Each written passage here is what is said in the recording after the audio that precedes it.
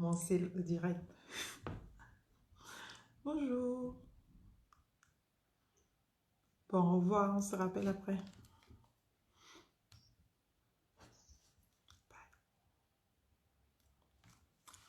Hey, bonjour. Qui est là? Coco, qui est là? Hmm, hmm, hmm. Coco, qui est là? Hmm, hmm. Mélissa. Hmm, hmm. Bonsoir tout le monde. J'espère que vous allez super bien. Aujourd'hui, nous allons parler de médecine traditionnelle. Nous allons parler des Nganga. Nous allons parler de toutes les personnes qui œuvrent dans la médecine traditionnelle. Nous allons parler de la stigmatisation faite à l'endroit de ces personnes. Nous allons parler de l'utilité de cette médecine et nous allons aussi inviter un certain nombre de personnes que vous êtes à bien entendu essayer de faire véhiculer ces messages. J'attends vos interventions et bonsoir, bonsoir. Oh, merci pour les cœurs. Donc, on va essayer d'être ouvert au monde, ouvert à la cause pour laquelle nous nous battons. Je nous donne à tous aujourd'hui la possibilité d'assumer nos identités, d'assumer nos êtres, d'assumer d'où nous venons, d'assumer qui nous sommes finalement. Parce que il urge que les choses se fassent avec la participation de tout le monde, sans plus se cacher derrière des choses, sans plus avoir à se cacher de son identité, surtout quand elle n'est pas maléfique. Donc, je ne sais plus comment on fait. Je vais essayer d'inviter. Il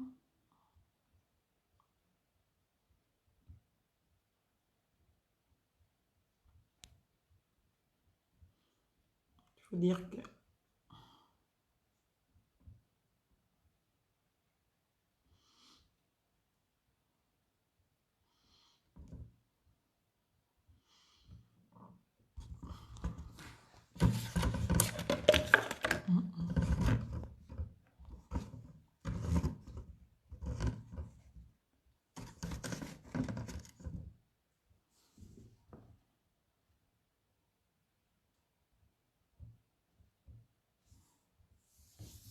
Donc, bonsoir, bonsoir. J'espère que ça n'a pas coupé. Hein. Qui est là? Ouf. Bonsoir, bonsoir tout le monde. J'espère que vous allez bien. Qui est là? Donc, on revient sur cette question de médecine traditionnelle. Il faut dire que je suis un pur produit du village, donc qui a pour la plus grande partie de ma vie eu recours à cette médecine traditionnelle. Toutes les fois où je suis tombée malade, et j'étais très maladive quand j'étais plus jeune, quand j'étais enfant. Quand j'étais enfant, j'étais très maladive, je tombais malade tout le temps. Et on m'a toujours soignée par la médecine traditionnelle. Sauf que, comme vous le savez tous, eh bien, nos Ngangas sont toujours marginalisés, stigmatisés. On les traite de tous les noms, c'est les plus grands sorciers du monde. Il y en a plusieurs qui ont même été amenés à devoir abandonner cette activité noble pour devenir chrétien, alors qu'il n'y a aucune antinomie entre ces deux pratiques. Elles doivent juste s'accepter et fonctionner ensemble. C'est seulement depuis que je suis en France que j'ai essayé de parler de tout cela avec des prêtres parce que je reste chrétienne catholique, je suis pratiquante, c'est-à-dire je vais à l'église, je fais mon service, je suis baptisée catholique, je suis communiée, je suis même confirmée à l'église catholique, mais j'ai toujours eu en moi, en fait, cette injustice que je ressentais de me dire que je doive taire une partie de moi qui est, je ne sais pas si ça se dit le ngangaïsme, mais c'est une partie de moi, je suis née dans ça, j'ai grandi dans ça, et si je suis vivante aujourd'hui devant vous, c'est aussi en grande partie grâce à cela. Parce que si les Nganga n'avaient pas été là, je ne serais peut-être pas vivante aujourd'hui. Si les Nganga n'avaient pas été là, je n'aurais pas été soignée parce que j'ai été très gravement malade. Je ne vais pas vous parler de quoi je souffrais aujourd'hui parce que c'est tellement long, mais j'ai fait des années de maladie depuis que j'étais bébé jusqu'à 9 ans par là. J'étais vraiment maladive. Et à l'époque, les choses étaient mieux organisées. Je pense même qu'à Minzik, on avait un plateau médical plus important que celui qu'on a aujourd'hui. Vous rendez compte? Parce que mon père, il était employé à Evegab et Evegab avait son dispensaire qui était bien fourni, qui avait tout. Enfin, en tout cas, on était bien suivi médicalement. Sauf que bah, et puis, la science a eu ses limites à ce moment-là par rapport à tout ce que je pouvais présenter comme symptômes, à tout ce que je pouvais présenter comme maladie. Il y a des choses qui étaient, comment dirais-je, incompréhensibles à la science et qui font que finalement, ce sont les Nganga qui m'ont soigné.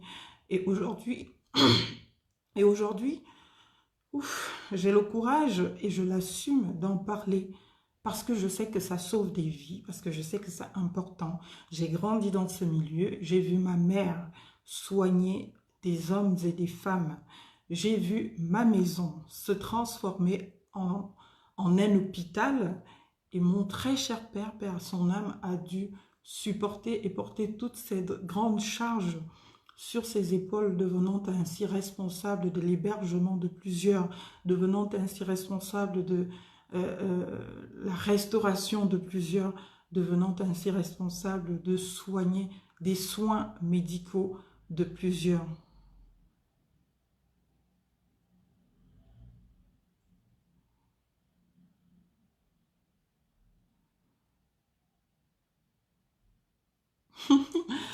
Waouh, en tout cas, chacun est libre, hein, chacun est libre de... je ne me fais pas Monsieur Vincent Lingot. En tout cas, déjà, merci pour ton intervention, mais je ne peux pas refuser une partie de moi.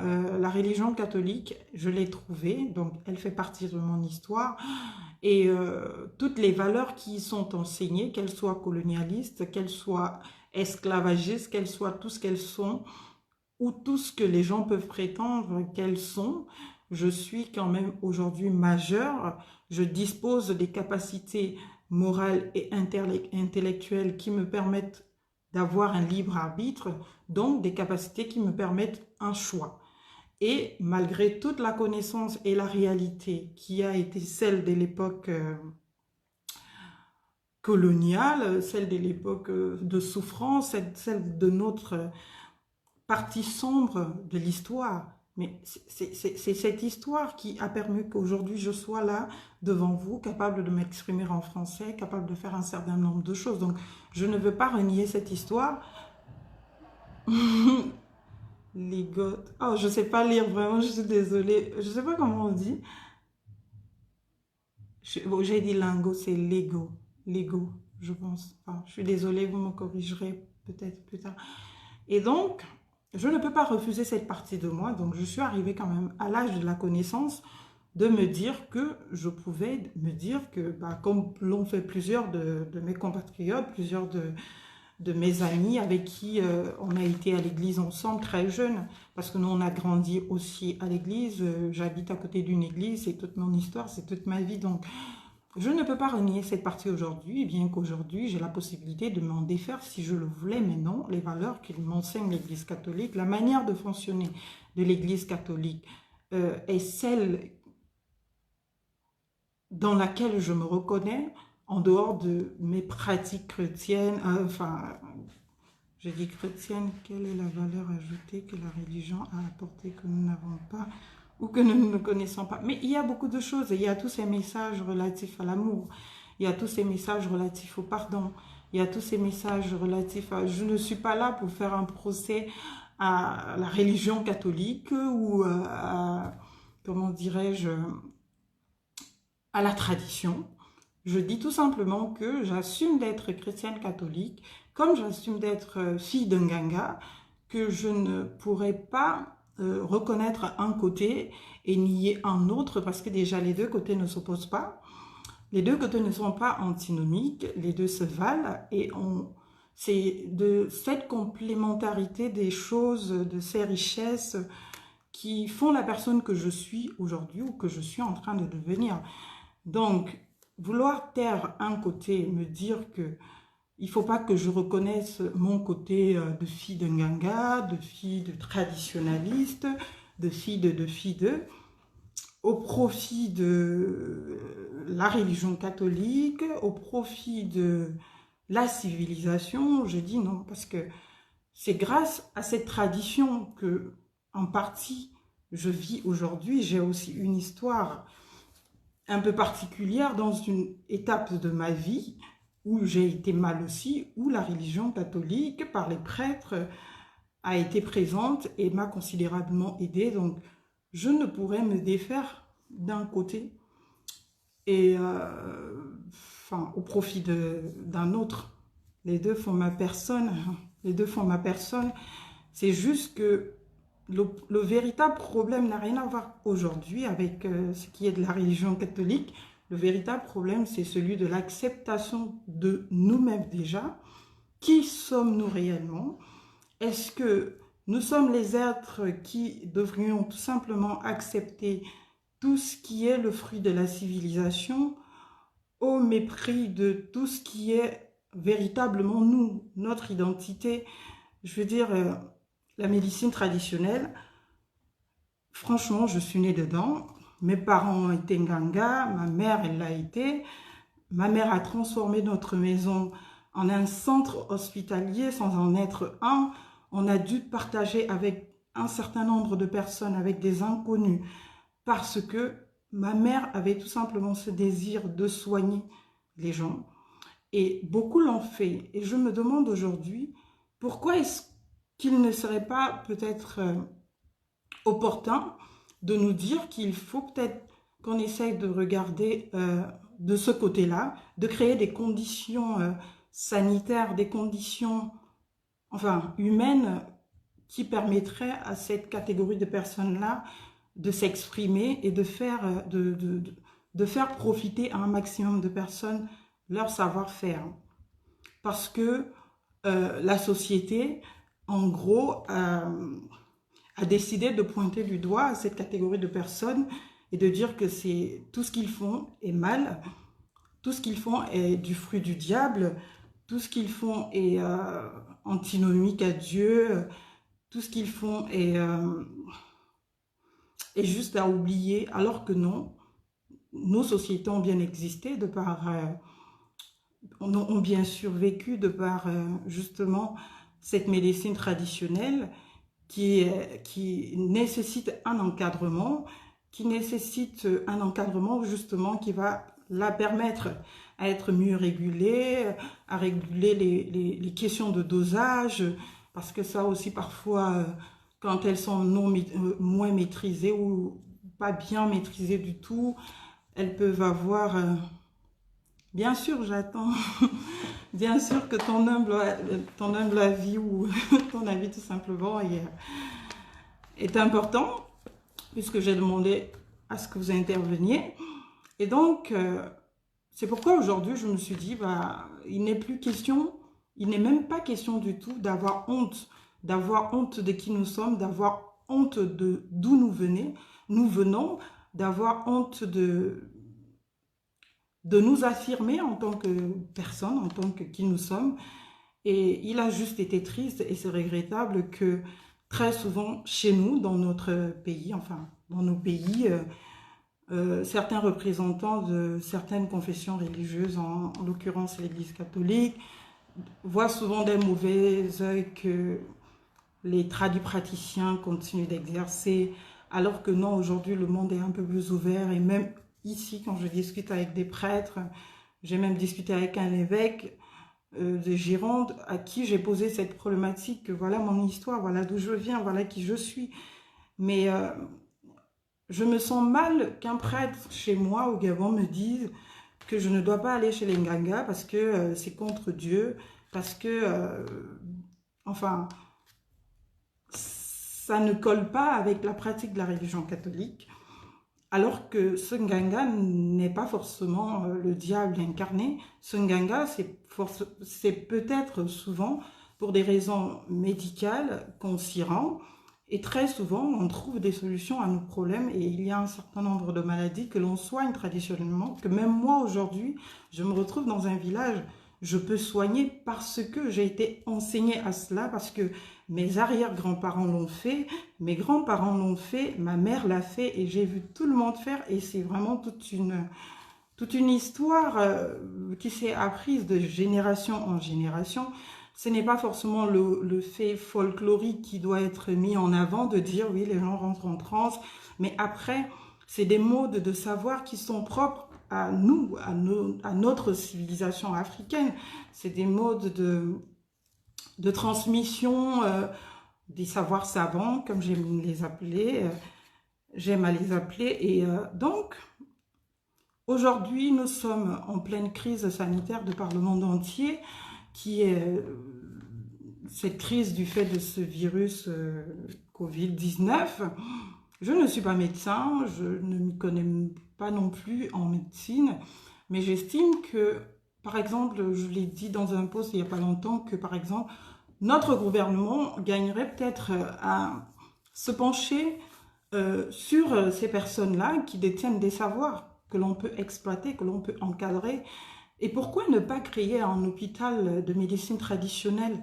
Pourquoi ne pas le faire, créant ainsi les conditions humaines dans lesquelles les gens iraient bien se soigner et ne se cantonneraient plus forcément à aller dans les hôpitaux où parfois ils ne trouvent pas de solution.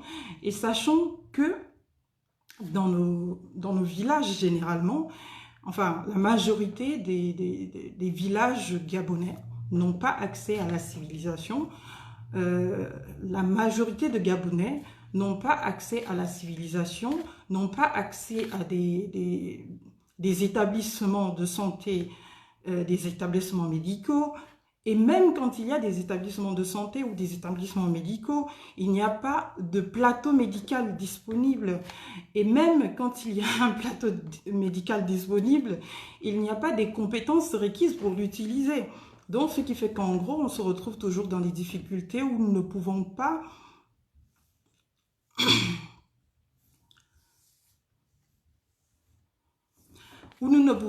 forcément être suivis. Et comme je l'ai dit tantôt dans l'une de mes interventions au Sénat, que par exemple, on a des populations qui meurent d'un certain nombre de maladies, qui sont des maladies scientifiques, qui sont des maladies qui se soignent aujourd'hui, mais ces personnes en meurent tout simplement parce que déjà, elles n'ont même pas été diagnostiquées de ces maladies. Et pourquoi elles ne sont pas diagnostiquées? Parce qu'il n'y a pas des hôpitaux pour les diagnostiquer. Parce que, et même quand il y a des hôpitaux pour les diagnostiquer, il n'y a pas le matériel nécessaire pour les diagnostiquer. Et même parfois, quand il y a le matériel nécessaire pour les diagnostiquer, il n'y a pas de personnel compétent pour utiliser ce matériel pour les diagnostiquer. Voilà un certain nombre de problèmes auxquels nous sommes confrontés. Comment se soignent ces personnes dans leur quotidien? Ils vont tous chez les Nganga. Pourquoi ne pas créer un statut juridique à cette catégorie de personnes? Parce que j'ai lu le récent code pénal qui condamne le charlatanisme. Est-ce que c'est le charlatanisme qui est le fait que quelqu'un s'emploie dans une activité dont il ne sait vraiment pas de quoi il parle ou ce qu'il fait, alors que ce dont nous parlons aujourd'hui dans le cadre de la médecine légale, la médecine traditionnelle, est du fait d'une culture et du fait d'une transmission de connaissances, de savoirs savants qui se fait de génération en génération, qui a toujours été utile à une période de notre histoire et qui continue aujourd'hui à aider un certain nombre de personnes. Et je vois encore à Minzik, dont je suis originaire, toutes les stigmatisations qui sont faites sur les personnes, toutes les personnes, tous les Ngangas qui se tuent au quotidien pour essayer de venir en aide aux populations qui souffrent de tous les maux et qui n'ont pas d'autres moyens de pouvoir se faire soigner. Non seulement parce que parfois l'hôpital coûte très cher, mais aussi parce que parfois quand on va à l'hôpital, on n'a aucune solution. Donc le dernier recours reste le Nganga. Pourquoi ce Nganga ne deviendrait pas le premier recours? Pourquoi ce Nganga ne deviendrait pas le premier recours? Pourquoi il n'y aurait pas d'établissement de santé traditionnel où l'on prendra tous les praticiens qui font justement dans comme on appelle la médecine traditionnelle, où on convoquera leur savoir, qu'on pourra même étudier, qu'on pourra même encadrer pour donner à ces personnes un statut, parce que n'oublions pas que c'est des gens quand même qui sacrifient leur vie de famille, qui sacrifient leur vie personnelle, leur vie professionnelle, pour pouvoir s'occuper de la population. Et c'est un nombre assez important de la population dont ils s'occupent. Donc les pouvoirs publics devraient s'intéresser à cette catégorie de personnes pour se dire ok, qu'est-ce qu'on fait? Comment est-ce que l'on essaye d'encadrer les choses pour que tout n'aille pas dans tous les sens? Est-ce qu'il faut des certifications pour? Est-ce qu'il faut partir du mode traditionnel de transmission des savoirs pour essayer, à partir des grands de ce secteur, construire un cadre qui permettrait à chacun de s'exprimer sans pourtant porter atteinte à la vie d'autrui, sachant aussi que le risque zéro n'existe pas. Il y aura forcément des atteintes portées, mais elles peuvent être contrôlées. Ce qui s'est toujours passé, moi je l'ai vécu en tant que personne, en tant que jeune, en tant qu'élève, en tant qu'enfant. J'ai souvent vu plusieurs de nos compatriotes qui ont la grâce d'avoir ce savoir-là, qui essayent de sauver les vies de milliers de Gabonais qui viennent, parce que même depuis Minzik, il y a des gens qui revenaient de partout dans le Gabon, qui venaient de Libreville, qui venaient de Franceville, qui venaient de Port-Gentil, enfin de toutes les villes pour venir se soigner à Minzik. Et tant que tout allait bien, tant que la personne entre dans le temple de Sanganga, se fait soigner et qu'il repart tout en forme et en bonne santé, on applaudit, tout le monde est content. Mais le jour où un incident arrive, quel qu'il soit la personne tombe malade, ou la maladie s'empire, ou même du fait de la maladie, parce que peut-être qu'elle est venue en retard, la personne finit par mourir, et là, on retient la responsabilité du praticien. On retient la responsabilité du praticien comme un vulgaire délinquant. On ne considère même pas une faute professionnelle. On n'essaie même pas de voir s'il y a une faute professionnelle ou quoi. On n'essaie même pas d'avoir une certaine, comment dirais-je, une présomption d'innocence. Il n'y a aucune protection, il n'y a aucune, comment dirais-je, immunité contre ces personnes. Mais contre le désespoir des populations, elles sont obligées de prendre les gens, d'essayer de les aider et de les soigner. Toute ma vie, moi je peux dire que nos vies, je ne le vis pas mal, au contraire, moi je le vis très bien. Nos vies ont été un peu sacrifiées, c'est pourquoi peut-être on est aussi plein d'amour, plein de compassion pour les autres, parce qu'on a toujours été habitué à vivre avec des inconnus, à vivre avec des étrangers, des gens qu'on ne connaît pas forcément, parce que tout simplement, ils se pointaient à notre porte et demandaient à maman de les soigner, de les aider. Et il y a beaucoup de personnes que moi je rencontre dans les rues de Libreville, que je ne connais même pas parfois, qui me disent « Ah tiens, bonjour, toi tu es la fille de Crescente et tout. Ah mais c'est votre mère qui m'a soignée, vraiment merci et tout. »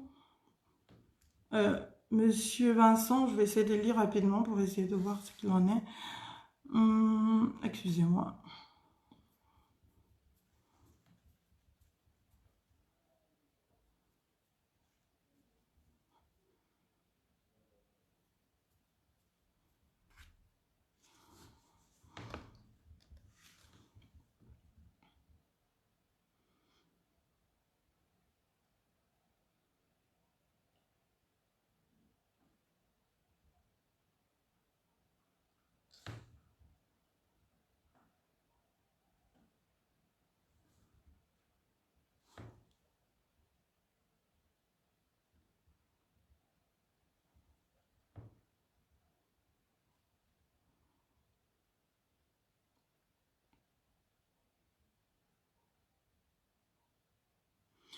Tout à fait, brillante intervention, Monsieur Vincent. Je suis tout à fait d'accord avec votre intervention et c'est à cela que j'appelle mes compatriotes de nous dire qu'on n'a pas à nous dévaloriser, on n'a pas à nous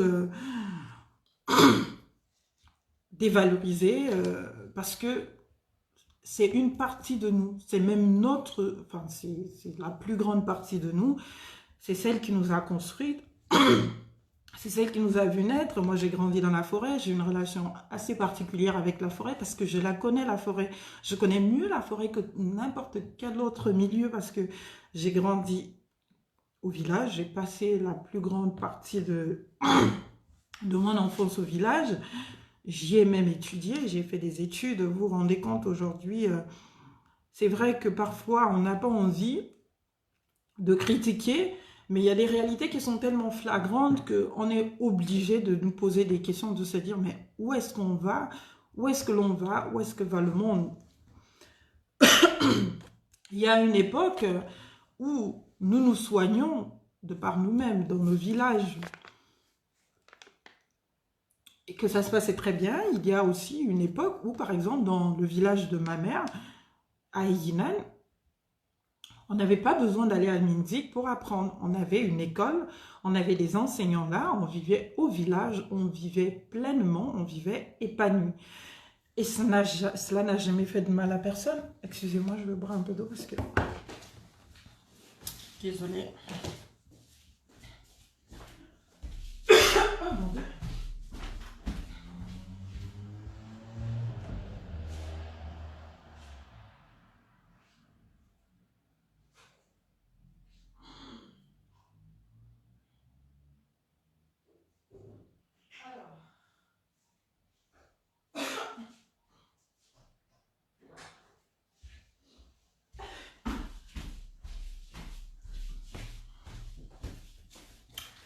J'espère que c'est pas le coronavirus, hein, parce que... Oh mon Dieu. J'espère que c'est pas le corona. Je suis désolée, vraiment.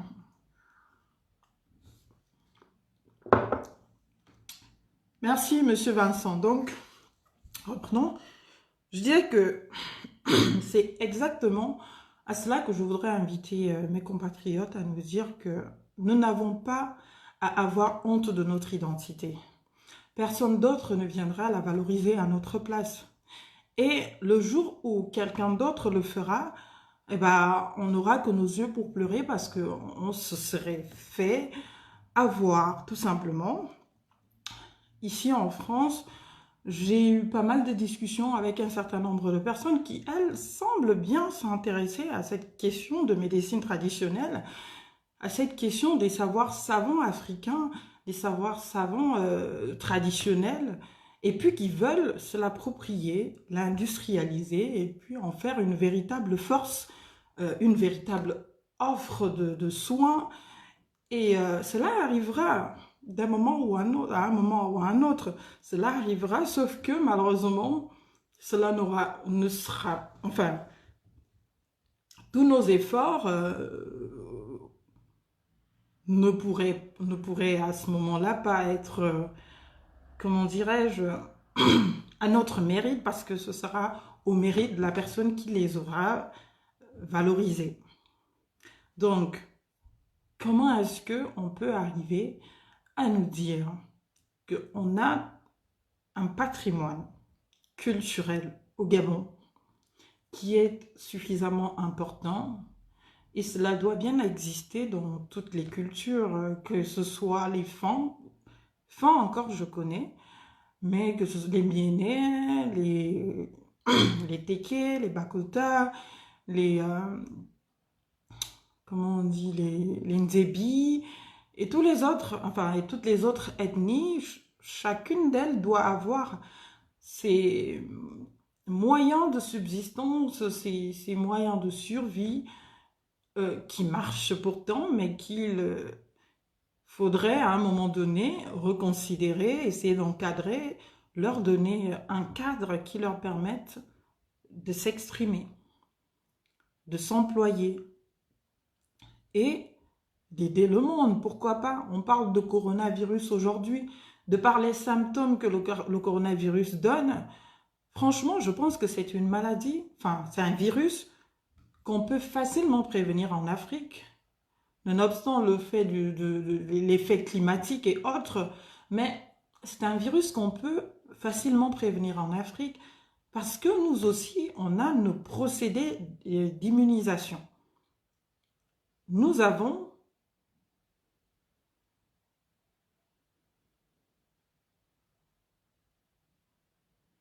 oui, tout à fait, mais on a déjà une plateforme, mais après, l'objet social, j'y réfléchirai, je reviendrai vers vous. Oui, on en parlera, Monsieur Vincent, on en parlera. Donc, pour revenir à ce que je disais, que finalement, si on doit toujours attendre, parce que je lis beaucoup sur les réseaux sociaux, tout ce qui se dit, ah ouais, il faut qu'on ferme les frontières, il faut qu'on fasse ceci, il faut qu'on fasse cela, mais nous dépendons, comme l'a très bien partagé Monsieur l'ancien Premier ministre Raymond Donsima, j'ai fait ce post, je ne savais même pas qu'il y a des gens comme lui, parce qu'on se dit souvent que les gens de la haute société ont honte de parler de ce genre de choses, ont honte de parler de notre culture. Vous vous rendez compte un peu du degré de... Enfin, je ne comprends pas, je ne me l'explique pas. Et je me dis que je prendrai le temps qu'il faut. Je prendrai le temps qu'il faut pour me battre pour des causes justes. Parce que j'ai tellement vu beaucoup d'injustices autour de moi que je me suis toujours dit un jour, je parlerai pour vous. Parce que je n'ai jamais su m'expliquer pourquoi et comment est-ce que l'on pouvait arriver à traiter les tradipraticiens de la manière dont on les traite au Gabon, de la manière dont on les traite dans nos sociétés d'aujourd'hui, alors que c'est des gens qui nous secourissent tous les jours, qui nous soignent, ok, on va dire qu'ils ne connaissent pas tout, mais il y a plusieurs choses qu'ils connaissent, qu'on leur donne déjà la responsabilité de traiter ce que les tradipraticiens, ce qu'ils connaissent, et qu'on évite d'alourdir les hôpitaux scientifiques pour des faits que le tradipraticien peut résoudre. On peut décider, on peut prendre le courage d'assumer cette décision de dire, ok, au Gabon, on aura une médecine dualiste, d'une part traditionnelle, d'autre part scientifique et civilisée, tout ce que vous voulez. On peut prendre cette responsabilité au Gabon.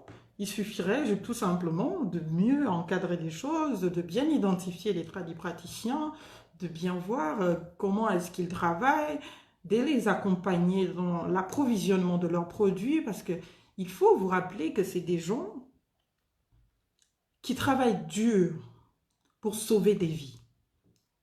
Et ils en sauvent.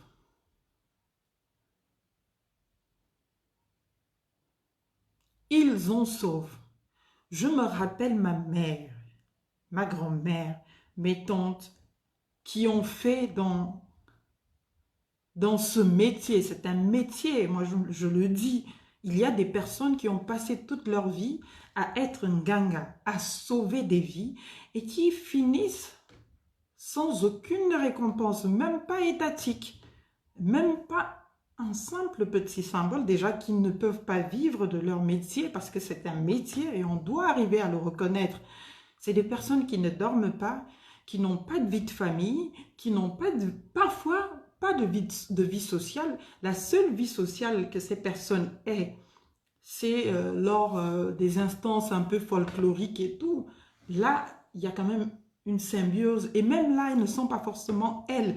Donc, elles ne peuvent pas en jouir comme quelqu'un qui aurait une vie sociale établie. Bonsoir, Monsieur Van Aubien. Merci pour l'intervention. J'ai lu et merci en tout cas. Si je ne peux pas tout lire, je lirai le reste après et je reviendrai. Donc, vous comprenez que c'est des personnes qui ont sacrifié leur vie pour en sauver d'autres.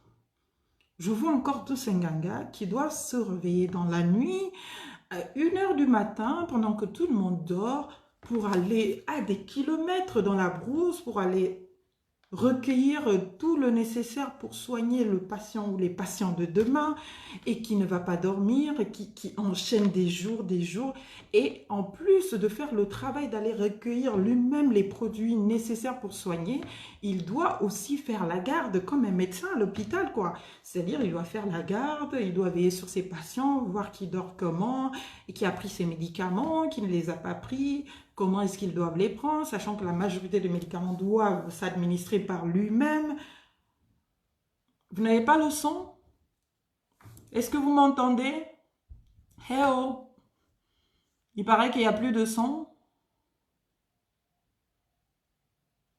Il paraît qu'il n'y a plus le son. Est-ce que vous m'entendez?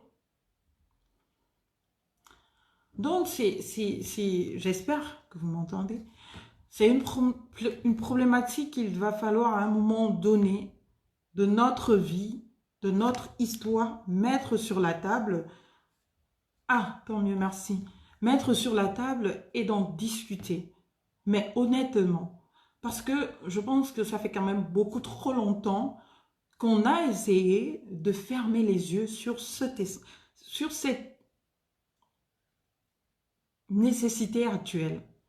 On ne peut plus continuer, sachant que des limites, il y en a partout. La science connaît des limites, même la médecine traditionnelle aussi connaît des limites, mais il y a un certain nombre de palliatifs, merci si vous entendez, donc on peut trouver, et je vous assure que ce sont des choses qui marchent.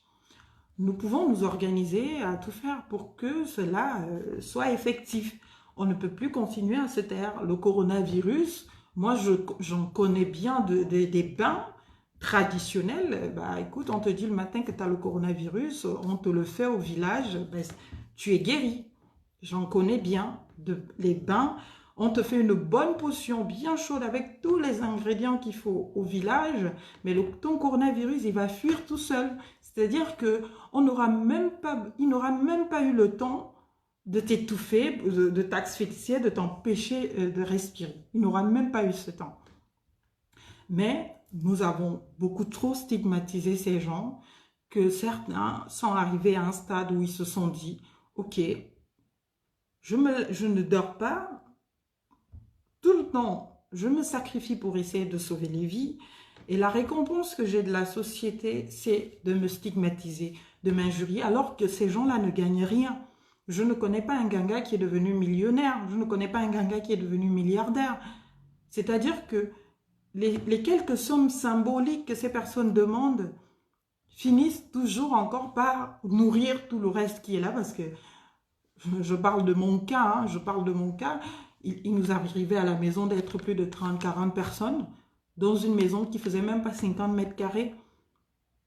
Les gens, ils dormaient au sol, tout le monde. Et nous tous, j'ai grandi comme ça. Et c'est que pour que j'étudie, j'avais pas de chambre à moi pour que j'étudie. Il fallait que j'attende que tout le monde dorme. C'est-à-dire que dès que je revenais de l'école, à une période de ma vie, je mangeais tout de suite et je partais dormir.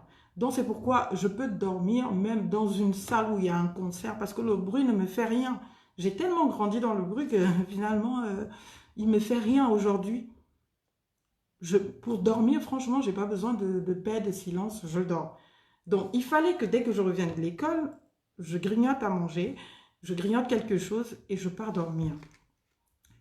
Quand tout le monde dort autour d'une heure, 2 heures, c'est là où je me réveillais pour aller étudier mes leçons parce qu'il ne fallait pas que j'échoue non plus à l'école. Et les samedis, à cette époque-là, nous, on n'a pas connu les histoires d'on va aller danser en boîte de nuit, on va aller dans les bars boire. Nous, nos bars, nos boîtes de nuit, toute notre distraction, on n'avait même pas à s'ennuyer parce que on faisait notre veillée de Nganga, je ne sais pas comment ça s'appelle. Ça s'appelle comment les gens? Un gang, enfin, je ne sais pas, un gang. On faisait ça tout le samedi, donc ce qui fait... Et le dimanche, on était à la messe. C'est pourquoi je disais à mon compatriote Vincent tout à l'heure que, enfin, il y a peut-être des gens qui sont nés avant moi qui, eux, ont eu une réalité de la vie qui était que traditionnelle. Il y en a d'autres qui ont eu que religieuse, que chrétienne. Mais moi, je suis née dans les deux et mes parents ont toujours pratiqué les deux. Donc, ce qui veut dire que toute la nuit, on faisait la veillée de Nganga, soit on soignait des gens, soit on intronisait des gens, soit, toute l'année. Toute la nuit, on dansait, on chantait, on buvait. Et le matin, très tôt, 5 h, 6 h, on mangeait tous ensemble. Et après, on se lavait, on partait à l'église, on partait à la messe, on revenait et la journée recommençait, la vie continuait, quoi. Et c'était comme ça notre vie. Et c'était bien, et les gens guérissaient. Moi, je connais plusieurs personnes qui sont encore vivantes aujourd'hui, qui peuvent d'elles-mêmes témoigner que ma mère a soigné, que ma grand-mère a soigné, que mes tantes, paix à son âme, Nangue, qui était une dame, mais vertueuse, qui était Nganga et qui s'était même établie à Libreville, qui soignait, mais c'était une femme qui a beaucoup fait aussi moi dans ma vie, parce que dans la période où j'étais malade, c'est une femme qui s'était beaucoup investie, parce qu'à ce moment-là, ma mère ne connaissait pas forcément encore, n'était pas encore vraiment introduite dans l'action, et elle a fait. Mais tellement nous donnant une connotation très négative, très, que dire, diabolique, Nganga à ces savoirs savants, à cette tradition, que finalement nous sommes arrivés les tuant comment? Bah, tout le monde a commencé à se dire, écoutez, ma vie avant tout, et surtout je me rappelle la période où le procureur pourchassait tous les Nganga parce que il y a une personne qui était décédée chez l'un d'eux, donc on interdisait déjà la pratique, comme si bah, les pauvres, ils s'étaient réunis pour faire une fête pour tuer quelqu'un, alors que ils ont quand même reçu une personne qui part de Libreville pour venir se soigner à Minzik, ok, qui meurt, mais il y a plusieurs explications aux morts, il y a des morts subites, enfin ok, c'est pour les nourrissons, on va dire, mais bon, il peut y avoir une crise cardiaque, il peut y avoir une chose, ça ne veut pas forcément dire que c'est Longanga qui a tué, et du coup, je pense que cette affaire-là aussi avait beaucoup amorti un certain nombre de personnes, et ce qui a fait que finalement, aujourd'hui, beaucoup se sont désintéressés, beaucoup ont abandonné, et c'est pourquoi nous constatons toutes les morts qu'il y a aujourd'hui. Moi, quand j'étais jeune, que j'étais enfant à Minzik, que je me baladais dans les rues de Minzik, il n'y avait pas toutes ces morts qu'il y a aujourd'hui, et surtout les morts de jeunes personnes, parce que les Nganga étaient là. Très peu de personnes allaient à l'hôpital, parce que de toute façon, à l'hôpital, il n'y avait rien. Il faut le dire, il n'y avait rien à l'hôpital. Soit il y avait le médecin, il n'y avait pas de médicaments, il n'y avait pas de plateau médical, soit il y avait le plateau, le plateau médical, il n'y avait pas le médecin. Parfois, on a fait des années à Minzik où on n'avait même pas un médecin chirurgien, on avait qu'un médecin généraliste. Vous vous rendez compte, les petits problèmes comme les hernies et tout, les gens en mouraient à Minzik. Les gens en mouraient. Tu as une hernie, tu meurs parce que tu vas à l'hôpital, le médecin te dit non, moi je ne suis pas chirurgien, je ne peux pas, je ne peux rien faire.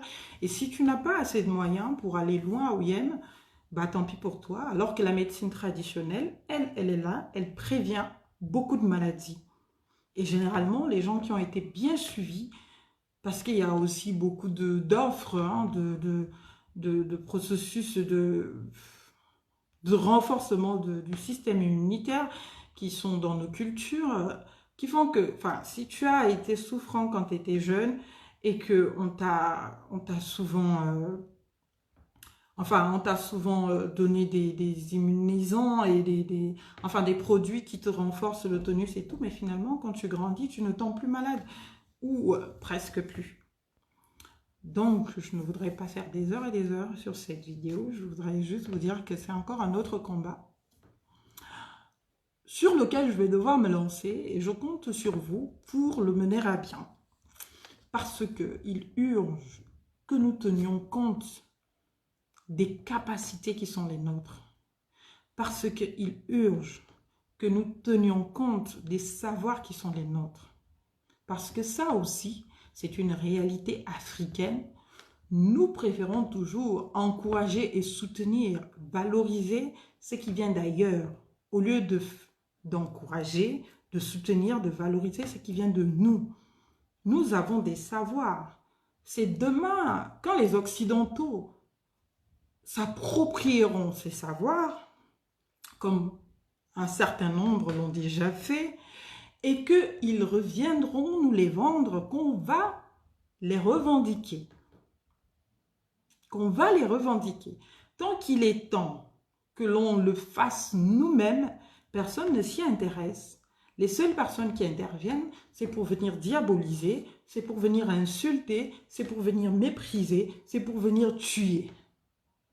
Mais quand l'Occident ou l'Européen ou le Français va s'en acquérir, va s'en approprier et va revenir vous le faire payer parce que vous aurez besoin de ces services-là, eh bien c'est là où vous allez revendiquer que c'est à vous, c'est pour vous. Rendez-nous nos choses, retournez chez vous, laissez-nous nos affaires tranquilles, c'est à nous, ce sont nos savoirs. Mais où étiez-vous au temps chaud? Ce temps chaud, ça fait très longtemps qu'il dure. Jusqu'à maintenant que ces personnes se meurent. Qu'attendons-nous aujourd'hui pour revaloriser cela? Qu'attendons-nous aujourd'hui pour revaloriser? Appelons tous les Ngangas, j'invite donc le gouvernement, j'invite donc toutes les autorités, quelles qu'elles soient, j'invite donc tous les Gabonais qui sont sensibles à la cause à venir nous rejoindre dans Espoir Conscient. On pourra en parler ou me rejoindre tout simplement sur cette page-là. Enfin, c'est ma page privée, je n'ai pas de page officielle, à part Espoir Conscient. Donc, c'est une préoccupation qui doit forcément être mise sur la table. Et je n'ai pas encore fait toutes les infractions du nouveau code pénal gabonais, mais je vais m'y atteler. Et franchement, s'il y a encore des pénalisations de ces pratiques, c'est que on est encore bien loin du bout du compte, quoi. Et que voilà, il va falloir qu'on se lève un peu, qu'on se fasse entendre, mais toujours dans la régularité, parce que j'estime que pour se faire entendre, on n'a pas besoin de crier, on peut le faire en restant respectueux des institutions, des personnes, et finir par gagner, finir par arriver à quelque chose, comme on l'a fait avec l'adultère. Oui, s'il y a des peines, enfin, si c'est pénalisé encore, ces pratiques, je ne sais pas j'ai pas bien lu l'infraction du charlatanisme qui est prévu dans le code pénal, mais je pense que le charlatanisme ici a trait pas aux charlatans comme on dit, aux praticiens, mais plutôt aux menteurs, aux gens qui se font passer par des petits dieux et qui ne le sont pas en réalité et tout, et qui font commettre tout et n'importe quoi aux gens. Et donc, pour ceux-là qui pratiquent, qui soignent, qui guérissent, il faut nécessairement leur créer un cadre. Même si, je peux le comprendre, le gouvernement ne veuille pas arrive à ne pas vouloir prendre en compte l'aspect folklorique ou culturel et tout, ce n'est pas grave. Ça, c'est leur côté qui leur permet d'être connectés au monde, à la vie, aux ancêtres, à tout ce qui leur permet de continuer de tenir en éveil ces savoirs, mais au moins de créer un hôpital parallèle à l'hôpital scientifique qui leur permettrait d'admettre les patients, qui leur permettrait de leur administrer des produits propres, des produits modulés et modulables, dont la posologie est régulière et respectée. On a quand même des experts, des biologistes au Gabon, on a des pharmaciens et tout, des prépareurs même de médicaments, donc qui peuvent mettre leurs efforts ensemble pour essayer d'aider ces personnes-là qui ont un savoir qui est peut-être brut, mais un savoir qui peut être valorisé. Et donc, ma très chère mère, tu vas devoir plonger là-dedans parce qu'on en a besoin. Même si tu as abandonné, ce n'est pas grave. Et à toutes les autres personnes, toutes les personnes, que vous soyez Nganga ou pas, qui possèdent une connaissance médicinale,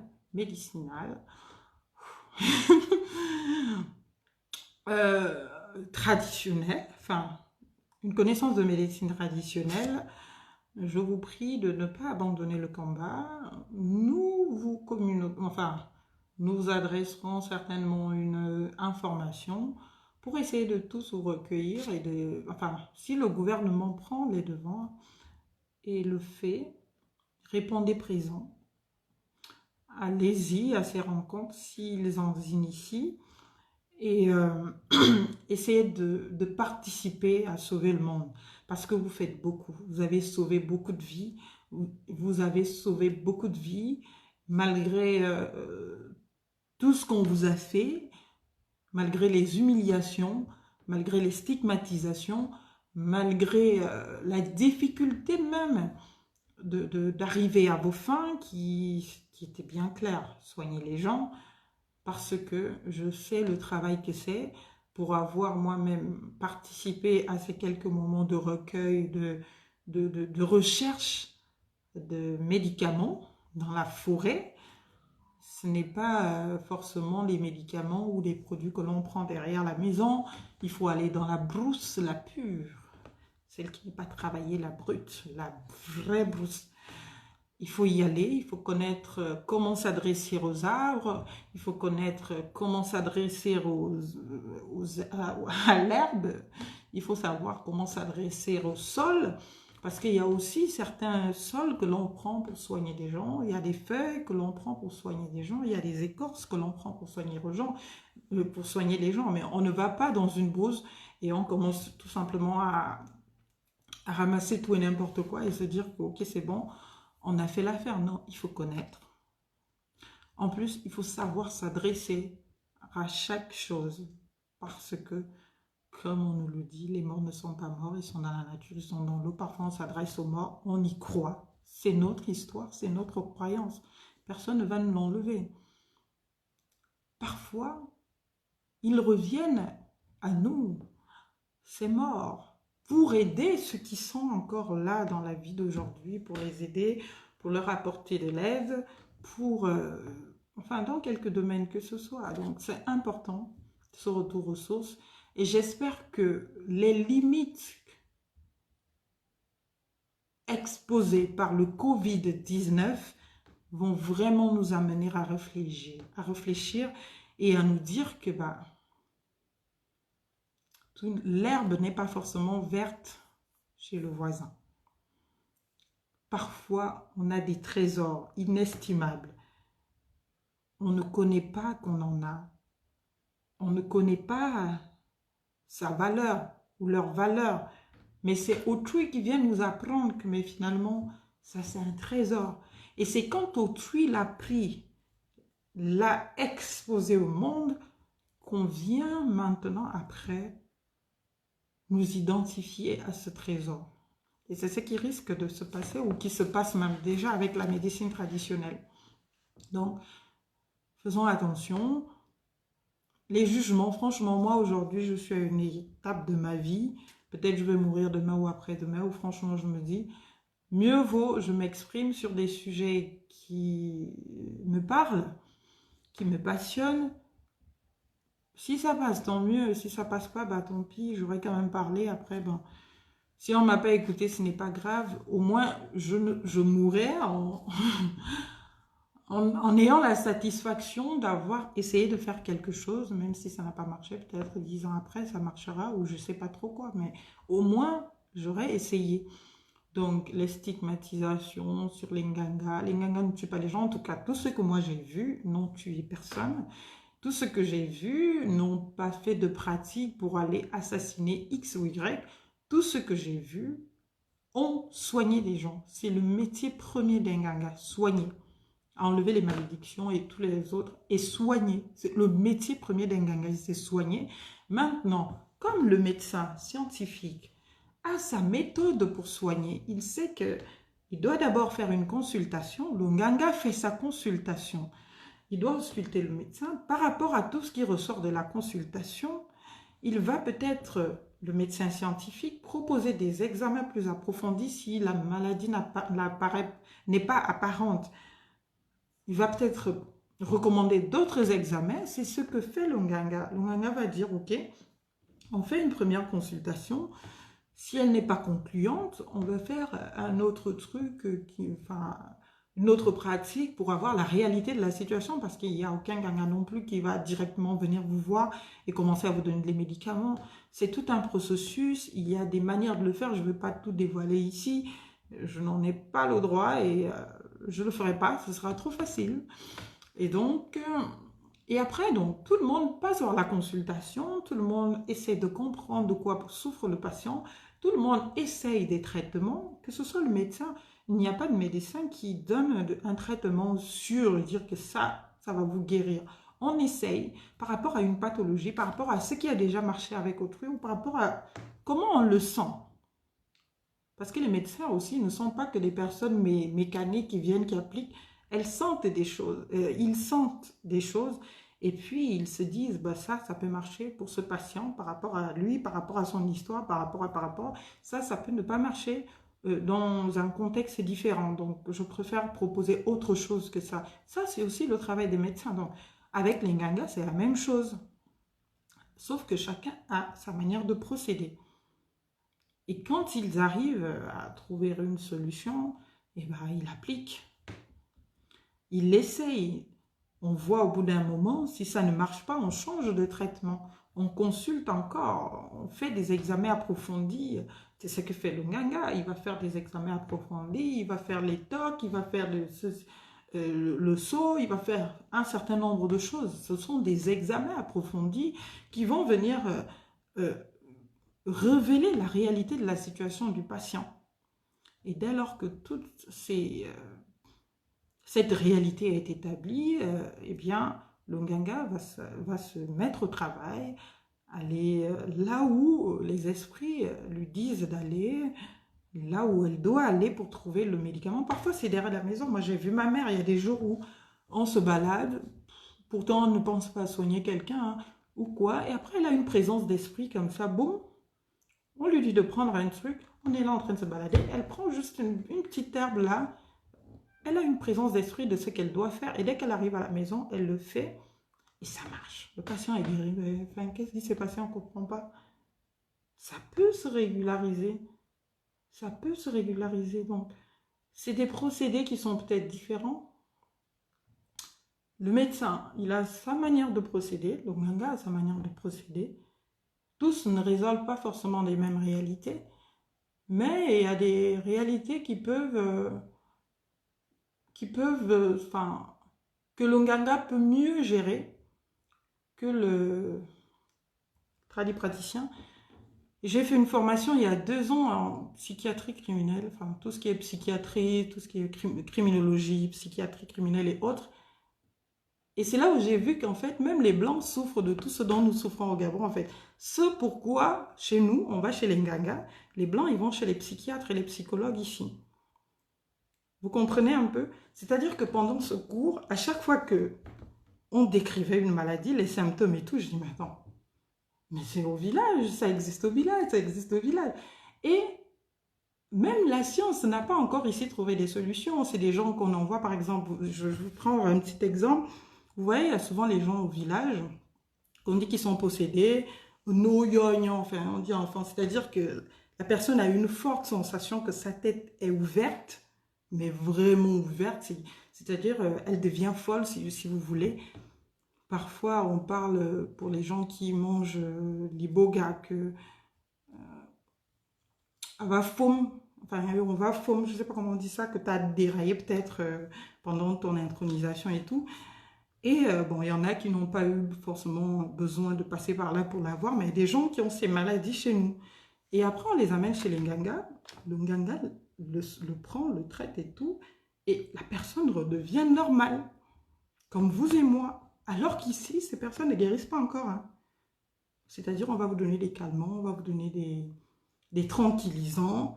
Et quand la situation devient de plus en plus sévère, ben on va vous isoler, on vous envoie en isolement, il y a toute une procédure, il faut passer par un juge, il faut que les médecins l'accréditent, le spécifient et tout. Parfois, on vous attache comme on est allé visiter ces gens-là, comment ils vivent. Mais j'ai dit à l'une de mes profs de psychiatrie criminelle, j'ai dit, mais madame, tout ce que vous décrivez là, mais ça existe chez moi, mais on le soigne. On le soigne, mais autrement. Et moi, j'ai vu ma mère soigner des personnes comme ça. Et c'est des personnes qui sont aujourd'hui normales, qui sont stables, qui n'ont plus ces maux. Il y a des gens qui dans notre culture, c'est des maladies. Hein. Les Blancs, ils connaissent toutes ces maladies. Mais ils les soignent différemment. Et parfois, ils ne les soignent même pas eux. Ils essayent de trouver des solutions. Vous voyez, il y a quelqu'un qui va avoir, qui peut développer un trouble délirant ou, comment on appelle ça, une paranoïa aiguë et tout. Donc, c'est quelqu'un qui a l'impression qu'on lui veut du mal, qu'il y a les sorciers derrière, que, en fait, dès qu'il a déjà désigné son objet, soit c'est sa mère qui tue ses enfants, qui fait ceci, qui fait cela, machin et tout. Enfin, il y a un certain nombre de trucs. Mais une personnalité paranoïaque, quoi. Les autres sont toujours responsables de tout, tout le monde lui veut du mal. Après, chez les Nganga, on soigne ça. Chez les Nganga, ça se soigne très bien. Après, tu reviens normal, tu reprends confiance en toi et ta vie recontinue. Alors qu'ici, parfois, on ne te soigne pas. Hein. On va t'envoyer chez les psychologues, après chez les psychiatres, après ainsi de suite. Et parfois, ça ne se résout pas. Et moi, je leur ai dit, moi, je connais des cas qui ont été vraiment soignés et qui n'ont plus fait la maladie depuis. Même si enfin, on les nomme différemment, on va dire ce sont les esprits, au Gabon, on va peut-être dire ce sont les esprits qui t'appellent à faire un truc. Ici, on va dire, bah, c'est une maladie, tu dérailles, tu es fou, donc il faut te soigner. Bon, il y a plusieurs maladies mentales, psychiques et tout ça. Donc, c'est selon, on va te recommander un spécialiste pour te traiter, mais ça ne soigne pas tout. Donc, nous avons des savoirs. Et depuis 2 ans que j'ai fait cette formation, il y a j'ai fait parce que c'était un DU, un diplôme universitaire, et donc il y a un psychologue qui faisait le même DU en, en psychiatrie criminelle, et donc il est venu, quand je suis intervenue pendant le cours, dire à la prof que, mais madame, tout ce que vous décrivez, vous savez, ça existe chez moi au Gabon, et que on le résolvait autrement et très simplement par rapport à tout le cheminement que vous proposez et qui n'a pas de résultat probant, alors qu'au Gabon, c'est la majeure partie, enfin la majorité des personnes que j'ai vues souffrir de ces maladies qui se sont fait traiter par des Nganga ou par des bouddhistes ou je sais pas trop, en sont guéris, enfin, en sont guéris. Ces personnes ont guéri de cette maladie, ne l'ont pas refait. Alors que vous, c'est la torture. En gros, c'est tellement contraignant, vous ne pouvez pas savoir. Et dès qu'on te fait l'admission d'office, c'est-à-dire que là, c'est mort. Tu ne peux même plus rien faire parce que tu ne peux plus décider. C'est fini pour toi. Il y a des gens qui sont addicts, les addictions aussi, qui sont tellement compliquées que voilà, on en voit aussi en psychiatrie, en criminologie, enfin en psychiatrie. Et c'est des savoirs qu'on peut revaloriser. Parce que demain, je vous dis bien, hein, demain, quand moi je viendrai, j'amène ces spécialistes-là d'ici qui ont soif de connaître comment les Nganga font pour arriver à soigner un certain nombre de cas, pour arriver à soigner un certain nombre de maladies, pour arriver à peser, à rassurer un certain nombre de personnes qui sont dans des dépressions, mais excessives. Comment est-ce qu'ils font? Et qu'eux, ils auraient trouvé. Comment est-ce qu'ils font? Ils vont venir l'appliquer ici. Ce sera à leur propre nom. Ce ne sera pas au nom du Nganga du quartier là-bas ou du Nganga du village ou du Gabon. Hein. Le Gabon, ça va disparaître. On va dire, il y a des spécialistes dans tel hôpital qui ont ouvert une nouvelle branche qui fait tac, tac, tac, tac, tac. Et voici comment ils le font et voici comment ils procèdent. Et les résultats sont probants. Et le monde entier va venir chez eux. Et nous, on aura perdu. Donc, si nous-mêmes, nous ne nous réveillons pas, nous ne faisons pas attention, ben les autres feront ce que nous aurons dû faire pour nous. Merci de m'avoir écouté. Je vais vous laisser aller dormir, ça fait quand même longtemps et j'espère vous revoir très bientôt, en tout cas pour un autre sujet. Et pour celui dont je parle aujourd'hui, on va continuer à faire un peu de communication par des textes, par des images, par des vidéos. J'attends toujours vos interventions. Que Dieu vous bénisse. Que nos ancêtres vous bénissent aussi. À très bientôt. Bisous. Bisous, bisous. Au revoir et bonne soirée. Donc, ne vous oubliez pas. N'oubliez pas qui vous êtes. N'oubliez pas d'où vous venez. Et affirmez-vous toujours. Où que vous soyez, en restant respectueux des gens. En restant respectueux de l'histoire des autres. Mais en ne mettant pas de vous affirmer dans votre propre histoire, parce que c'est votre identité. Je vous aime, je vous embrasse. Bisous.